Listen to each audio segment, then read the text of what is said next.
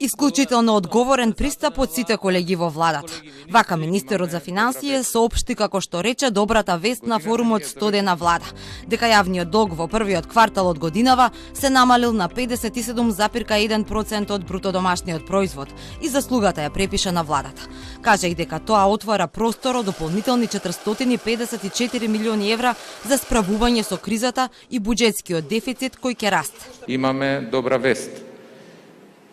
Годината ние завршивме со 60,8% јавен долг во однос на брутодомашниот производ, пониско за 1% од колку што беа проекциите. Значи тоа е 31.12.2021 година.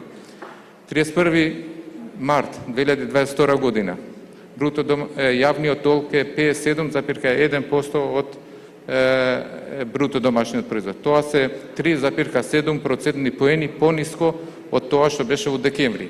Претворено у пари тоа се 454 милиони евра дополнителен финансиски простор за ова што следи во текот на годината.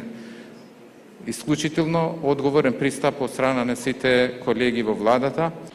Но според експертите, всушност високата инфлација го изеда јавниот долг. Тоа не е случај само за нас, туку е позитивно за сите земји каде инфлацијата расте.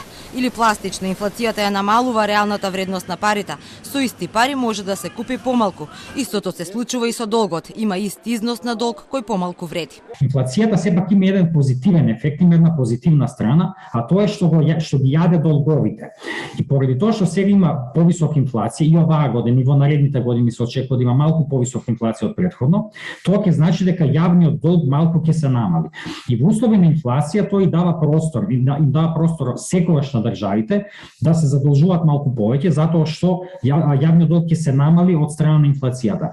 Така што тоа што сега тоа е да кажеме една позитивна работа во целава приказна, тоа што имаме инфлација и таа инфлација ќе го намали јавниот долг.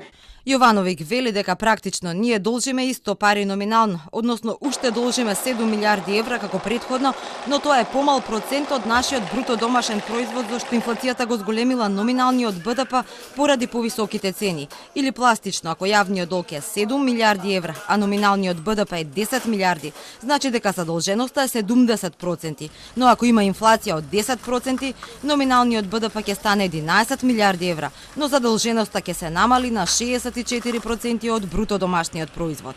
Министерот Бесими пак не откри дали е точна информацијата дека земјава ќе се задолжи со 900 милиони евра кај Меѓународниот монетарен фонд. Само кажа дека инструментот за кој се разговара во моментов со фондот е за земјите со здрави економски политики.